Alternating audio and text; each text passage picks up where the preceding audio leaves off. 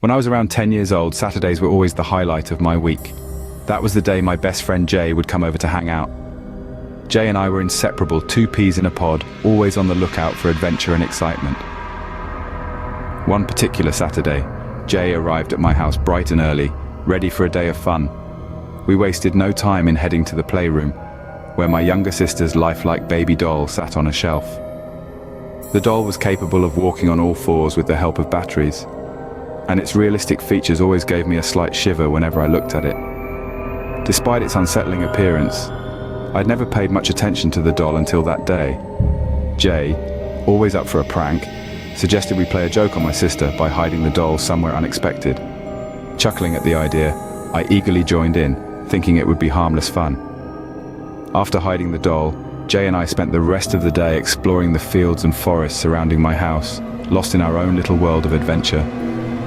As the sun began to set, we reluctantly made our way back inside, our minds still buzzing with excitement from the day's escapades. But as we entered the playroom, our carefree spirits were dampened by an unsettling sight, the doll once again sitting in the center of the room.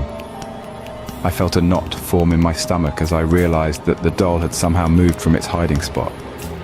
Jay suggested that perhaps my sister had moved it as part of a prank, but a quick check of her room revealed her fast asleep, completely unaware of the bizarre events unfolding in the house.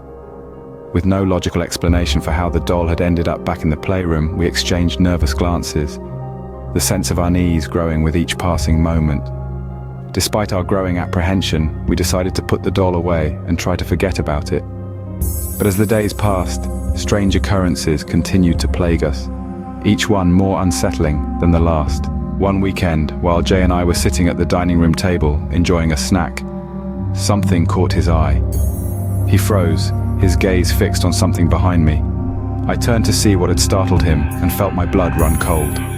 There, perched atop one of the towering bookshelves in the living room, was the doll. It sat motionless, its plastic eyes staring down at us with an eerie intensity. I felt a chill run down my spine as I realized that there was no way either of us could have placed it there. We exchanged a silent agreement to tell my mother about the doll, hoping that she might have some explanation for its inexplicable behavior. But when we approached her with our tale of terror, she listened intently, her brow furrowed in concern.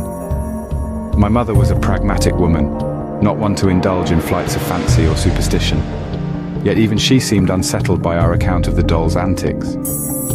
She assured us that she would take care of it, and with a sense of relief, we watched as she carried it outside to dispose of it.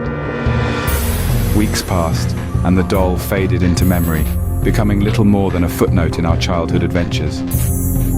But even now, years later, I can't shake the feeling of unease that lingers whenever I think about it. To this day, I still wonder what could have caused such strange events.